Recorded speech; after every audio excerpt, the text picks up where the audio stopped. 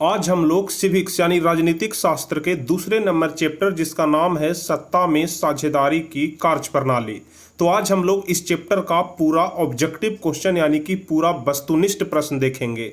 लेकिन सबसे पहले हम आपको बता दें कि इस चैप्टर का जितना सारा भी महत्वपूर्ण सब्जेक्टिव क्वेश्चन है यह पूरा सब्जेक्टिव क्वेश्चन पिछले 3 वीडियो में हम आपको कंप्लीट करा चुके हैं। और जो दूसरा नंबर चैप्टर है जिसका नाम है सत्ता में साझेदारी की कार्यप्रणाली, यह पूरा चैप्टर हम आपको अच्छे तरीके से बहुत ही सरल भाषा में बारीकी से समझा करके पूरा बता चुके हैं। तो यदि आप लोग इस चैप्टर को अच्छे तरीके से समझना चाहते हैं तो प्लेलिस्ट में आपको वीडियो मिल जाएगा, आप लोग वहां से जा करके देख सकते हैं। और यदि आप लोग सब्जेक्टिव क्वेश्चन अच्छे तरीके से समझ जाते हैं तो फिर ऑब्जेक्टिव क्वेश्चन आप लोग खुद से भी बना सकते हैं, यानी कि एक एक प्रश्न का उत्तर आप लोग सही सही बता सकते हैं।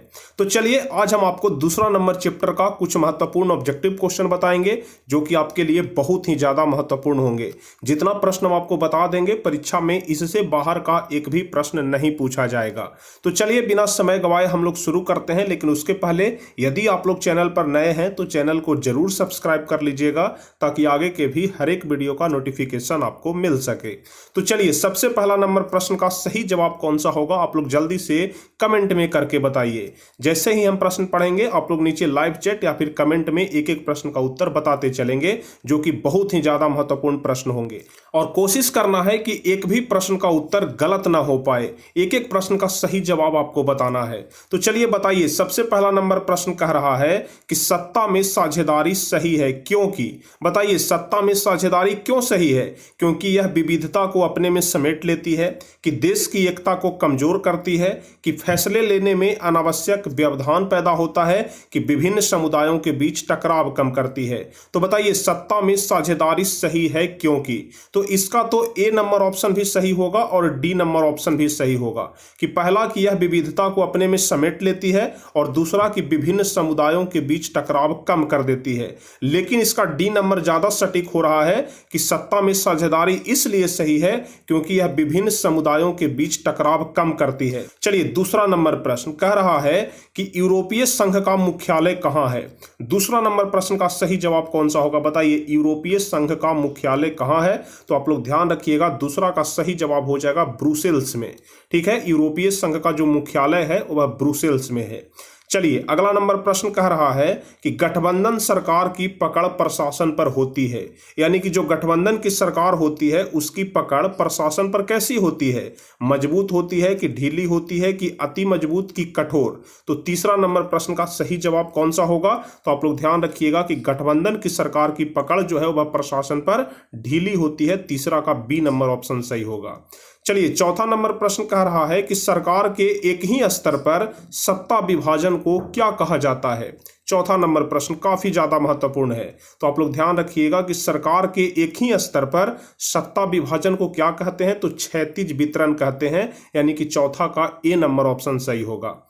चलिए पांचवा नंबर प्रश्न कह रहा है कि संघ राज्य की विशेषता नहीं है। यहां पर जो 4 ऑप्शन दिए गए हैं इसमें से कौन सा ऐसा ऑप्शन है जो कि संघ राज्य की विशेषता नहीं है? लिखित संविधान, की शक्तियों का विभाजन, की इकहरी शासन व्यवस्था, की सर्वोच्च न्यायपालिका? बताइए पांचवा का कौन सा जवाब सही होगा?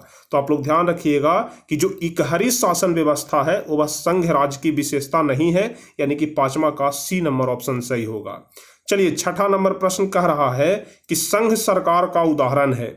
यहां पर जो 4 ऑप्शन दिए गए हैं इसमें से कौन संघ सरकार का उदाहरण है? अमेरिका, की चीन, की ग्रेट ब्रिटेन, की इसमें से कोई नहीं?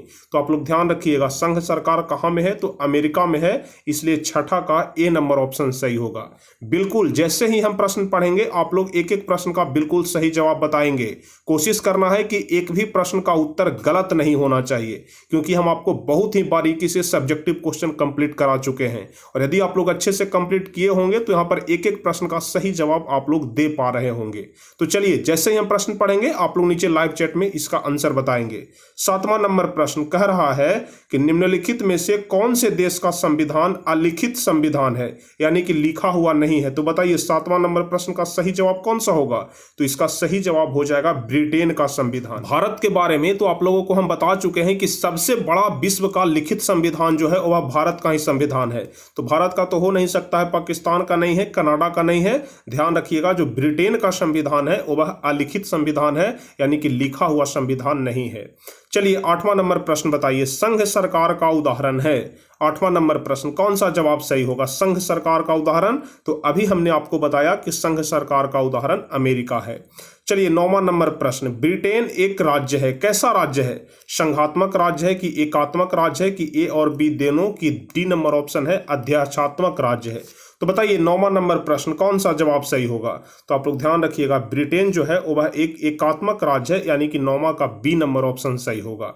चलिए 10वां नंबर प्रश्न कह रहा है कि निम्नलिखित देशों में से किस देश में संघात्मक शासन व्यवस्था नहीं है? ध्यान रखिएगा, यहां पर पूछ रहा है कि संघात्मक शासन व्यवस्था नहीं है। तो आप लोग जानते हैं कि भारत में तो संघात्मक शासन व्यवस्था है, स्विट्जरलैंड में भी है और बेल्जियम में भी है, लेकिन फ्रांस में संघात्मक शासन व्यवस्था नहीं है, इसलिए बी नंबर ऑप्शन सही होगा। चलिए 11 नंबर क्वेश्चन कह रहा है कि भारत में संविधान सभा का गठन कब हुआ था?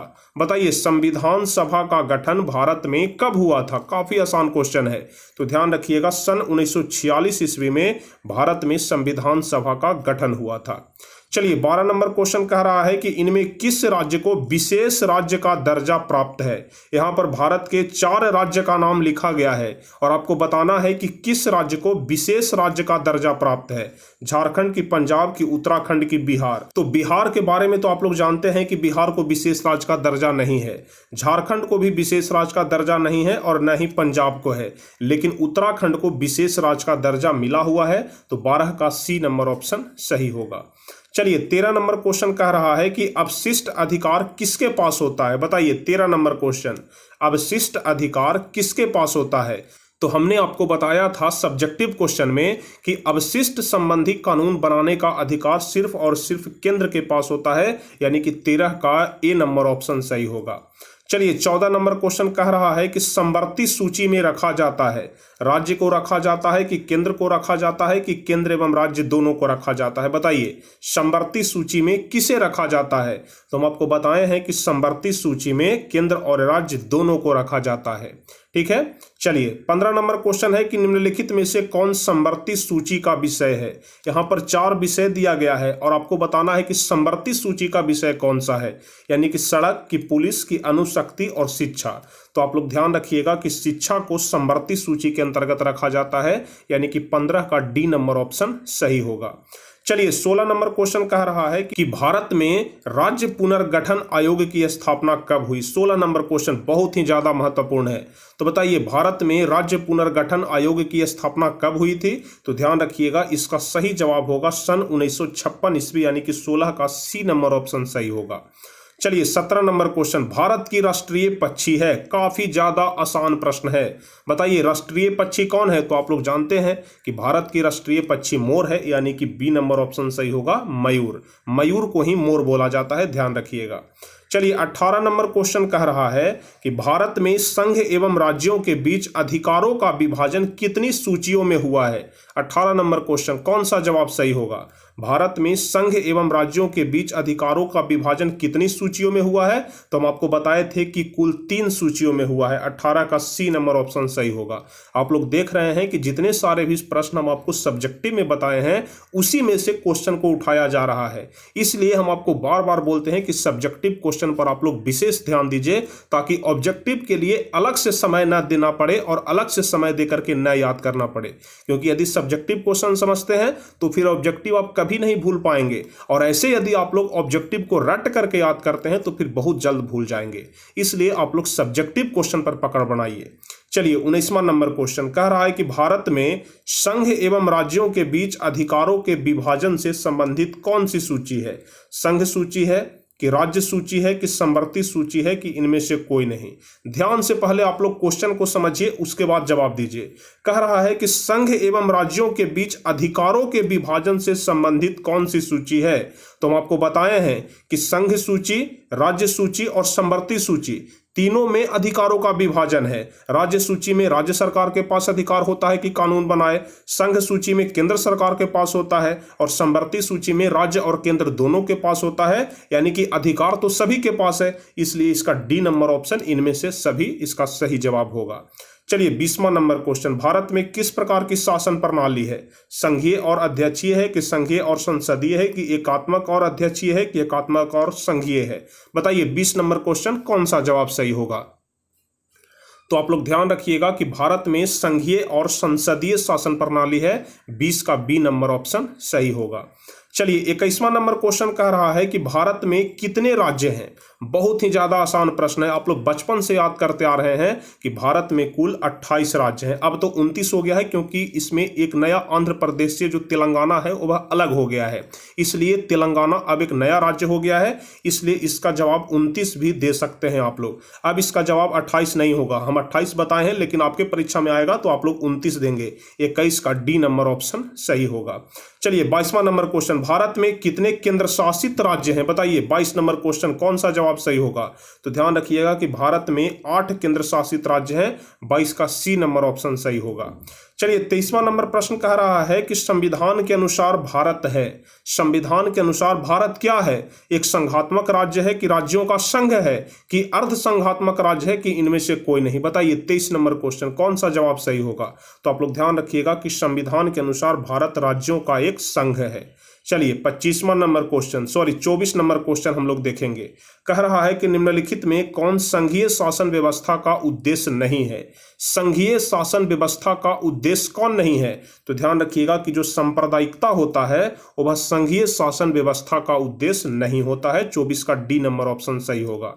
चलिए 25 नंबर क्वेश्चन जो कि काफी महत्वपूर्ण प्रश्न है, भारत में सर्वोच्च न्यायालय के मुख्य न्यायाधीश की नियुक्ति कौन करता है? अभी पिछले वाले टेस्ट में भी यह प्रश्न हम आपसे पूछे थे कि सर्वोच्च न्यायालय के मुख्य न्यायाधीश की नियुक्ति कौन करता है? तो राष्ट्रपति करता है। 25 का बी नंबर ऑप्शन सही होगा। चलिए 26 नंबर प्रश्न बताइए, भारतीय संविधान के संघ सूची में कुल कितने विषय रखे गए हैं? बताइए संघ विषय कितने हैं? हम आपको बताए थे संघ विषय और राज्य विषय के बारे में, तो जहां पर हमने आपको बताया था कि संघ सूची में कुल विषय कितने हैं, तो 97 हैं। आप लोग ध्यान रखिएगा। चलिए 27वां नंबर क्वेश्चन, सोवियत संघ का विघटन कब हुआ? तो आप लोग ध्यान रखिएगा, सोवियत संघ का विघटन हुआ था 1991 ईस्वी में, यानी कि 27 का डी नंबर ऑप्शन सही होगा। चलिए 28 नंबर क्वेश्चन कह रहा है कि भारत में मतदाता होने की न्यूनतम आयु कितनी है? यानी कि कितने वर्ष के बाद आप लोग वोट देने लायक हो जाते हैं? बताइए कितने वर्ष के बाद वोट देना शुरू कर देते हैं? 18 वर्ष के बाद। तो न्यूनतम मतदाता आयु कितनी है? 18 वर्ष है। 28 का सी नंबर ऑप्शन सही होगा। चलिए 29 नंबर क्वेश्चन जो कि बहुत ही ज्यादा महत्वपूर्ण प्रश्न है, झारखंड राज्य का गठन कब हुआ? यानी इसी क्वेश्चन को दूसरे तरह से भी पूछा जाता है कि बिहार से झारखंड कब अलग हुआ? तो आप लोग ध्यान रखिएगा 15 नवंबर 2000 ईस्वी को। ठीक है, 29 का सी नंबर ऑप्शन सही होगा। चलिए 30वां नंबर प्रश्न कह रहा है कि निम्नलिखित में से कौन केंद्र शासित प्रदेश है? यहाँ पर जो 4 राज्य का नाम आप लोगों को दिखाई पड़ रहा है, इनमें से कौन केंद्र शासित प्रदेश है? तो आप लोग ध्यान रखिएगा, चंडीगढ़ को केंद्र शासित प्रदेश के अंतर्गत रखा जाता है। चलिए 31 नंबर क्वेश्चन, इनमें कौन राज्य की विशेषता नहीं है? 31 नंबर क्वेश्चन कौन सा जवाब सही होगा? राज्य की विशेषता कौन नहीं है? तो राज्य में जनसंख्या होता है, यह तो राज्य की विशेषता है। राज्य में सरकार होता है, यह भी राज्य की विशेषता है। लेकिन राज्य में संप्रभुता नहीं होता है। 31 का सी नंबर ऑप्शन ही सही जवाब होगा। चलिए 32 नंबर कह रहा है कि भारत में संविधान के 8वें सूची के अनुसार कितनी भाषा को मान्यता प्राप्त है? बताइए 32 नंबर क्वेश्चन कौन सा जवाब सही होगा? भारत में संविधान के 8वीं सूची के अनुसार कितनी भाषा को मान्यता प्राप्त है? तो ध्यान रखिएगा 8वीं सूची के अनुसार कुल 22 भाषा को मान्यता प्राप्त है। 32 का सी नंबर ऑप्शन सही होगा। चलिए 33 नंबर प्रश्न बताइए, बहुत ही ज्यादा महत्वपूर्ण प्रश्न है। भारतीय संविधान के किस अनुसूची में भाषाओं को रखा गया है? सबसे पहले वाले क्लास में ही हमने आपको बताया था और आपको हम बोले थे भी कि इन सभी चीजों को आप लोग ध्यान रख लीजिएगा। जितने सारे भी अनुसूची हैं, हम आपको कुल 12 अनुसूची बताए थे और बोले थे कि 12 अनुसूची को आप लोग जरूर ध्यान रखिएगा। आप लोग बताइए कि कौन सी अनुसूची में भाषा के बारे में वर्णन किया गया था? तो यहाँ पर इसका सही जवाब 8वीं अनुसूची हो जाएगा। आप लोग को बताए थे कि 8वीं अनुसूची में भाषाओं के बारे में वर्णन किया गया है। अब चलिए 34 नंबर क्वेश्चन कह रहा है कि भारतीय संविधान में किस शब्द का उल्लेख नहीं है? बताइए भारतीय संविधान में किस शब्द का उल्लेख नहीं है? हम भारत के लोग, यह वाला तो उल्लेख सबसे पहले है कि हम भारत के लोग, भारत को एक प्रभुत्व संपन्न, इस प्रकार से करके कुछ है यहाँ पर, तो भारत के लोग यह वाला लाइन है। मौलिक अधिकार के बारे में भी संविधान में बताया गया है और मौलिक कर्तव्य के बारे में भी बताया गया है, लेकिन फेडरेशन के बारे में भारतीय संविधान में कोई चर्चा नहीं है, इसलिए 34 का बी नंबर ऑप्शन सही होगा। चलिए 35 नंबर क्वेश्चन कह रहा है कि भारतीय संविधान में कितनी भाषाओं को अनुसूचित भाषा का दर्जा प्राप्त है? अनुसूचित भाषा का दर्जा कितने भाषाओं को प्राप्त है भारतीय संविधान में? जल्दी से बताइए 35 नंबर क्वेश्चन कौन सा जवाब सही होगा? तो इसका सही जवाब 22 हो जाएगा, 35 का बी नंबर ऑप्शन सही होगा। चलिए 36 नंबर क्वेश्चन, भारत में 40% से अधिक लोग कौन सी भाषा बोलते हैं? तो आप लोग जानते हैं कि भारत का एक दूसरा नाम हिंदुस्तान है, यानी कि यहाँ हिंदी भाषा बोली जाती है। यहाँ के ज़्यादातर जो लोग हैं वह हिंदी भाषा ही बोलते हैं, और पूछ रहा है कि 40% से अधिक लोग कौन सी भाषा बोलते हैं? तो हिंदी भाषा बोलते हैं। 36 का बी नंबर ऑप्शन सही होगा। चलिए 37 नंबर कह रहा है कि पंचायती राज व्यवस्था सर्वप्रथम किस राज्य में लागू किया गया? सबसे अंतिम वाले क्लास में बताए थे, यानी कि जस्ट पिछले क्लास में ही, कि सबसे पहले पंचायती राज व्यवस्था किस राज्य में लागू हुआ था? तो राजस्थान में लागू हुआ था। 37 का ए नंबर ऑप्शन सही होगा। और दूसरे स्थान पर आंध्र प्रदेश में लागू हुआ था, आप लोग यह भी ध्यान रखिएगा। चलिए 38 नंबर कह रहा है कि निम्न में से कौन पंचायती राज व्यवस्था का दूसरा स्तर है? कुल 3 स्तर हम आपको बताए थे पंचायती राज व्यवस्था का, जिसमें हमने आपको बताया था ग्राम स्तर पर ग्राम पंचायत, उसके बाद हमने आपको बताया था प्रखंड स्तर पर पंचायत समिति, और उसके बाद बताए थे जिला स्तर पर जिला पंचायत। तो यहाँ कह रहा है कि दूसरा स्तर कौन है? तो दूसरा स्तर है प्रखंड स्तर पर पंचायत समिति, यानी कि 38 का सी नंबर ऑप्शन सही होगा। चलिए 39 नंबर क्वेश्चन, जो कि बोर्ड मॉडल क्वेश्चन है, आप लोग ध्यान रखिएगा। ग्राम पंचायत की अध्यक्षता कौन करता है? जल्दी से बताइए, ग्राम पंचायत की अध्यक्षता कौन करता है? तो आप लोग ध्यान रखिएगा, ग्राम पंचायत की जो अध्यक्षता है वह मुखिया करता है। 39 का बी नंबर ऑप्शन सही जवाब होगा। अब चलिए हम लोग 40 नंबर क्वेश्चन देखेंगे कि बिहार में पंचायती राज संस्थाएं हैं। जल्दी से बताइए, बिहार में जो पंचायती राज संस्थाएं हैं वह 1 स्तरीय है कि 2 स्तरीय है कि 3 स्तरीय है कि 4 स्तरीय है? तो आप लोग ध्यान रखिएगा कि बिहार में जो पंचायती राज संस्थाएं हैं वह 3 स्तरीय है। 40 का सी नंबर ऑप्शन सही जवाब होगा। चलिए 41 नंबर क्वेश्चन कह रहा है कि बिहार पंचायत राज अधिनियम के अनुसार ग्राम पंचायत की स्थापना के लिए आबादी का शर्त क्या है? बताइए 41 नंबर क्वेश्चन, बिहार पंचायत राज अधिनियम के अनुसार ग्राम पंचायत की स्थापना के लिए आबादी का शर्त क्या है? यानी कि कितना आबादी रहेगा तो ग्राम पंचायत का वहां पर स्थापना किया जा सकता है? तो इसका सही जवाब हो जाएगा 7000। यानी कि यदि पंचायत में 7000 से अधिक लोग हैं तो उसे एक अलग ग्राम पंचायत घोषित कर दिया जाता है। 41 का बी नंबर ऑप्शन सही होगा। चलिए 42 नंबर क्वेश्चन कह रहा है कि पंचायती राज की शुरुआत कब हुई थी? बताइए पंचायती राज की शुरुआत कब हुई थी? तो आप लोग ध्यान रखिएगा 1952 ईस्वी में पंचायती राज की शुरुआत हुई थी, बलवंत राय मेहता समिति के द्वारा। आप लोग ध्यान रखिएगा कि बलवंत राय मेहता समिति की सिफारिश पर ही 1952 ईस्वी में पंचायती राज की शुरुआत हुई थी। चलिए 43 नंबर कह रहा है कि पंचायत सचिव किस संस्था का सचिव होता है? जो पंचायत सचिव होता है वह किस संस्था का सचिव होता है? तो वह ग्राम पंचायत का सचिव होता है। 43 का सी नंबर ऑप्शन सही होगा।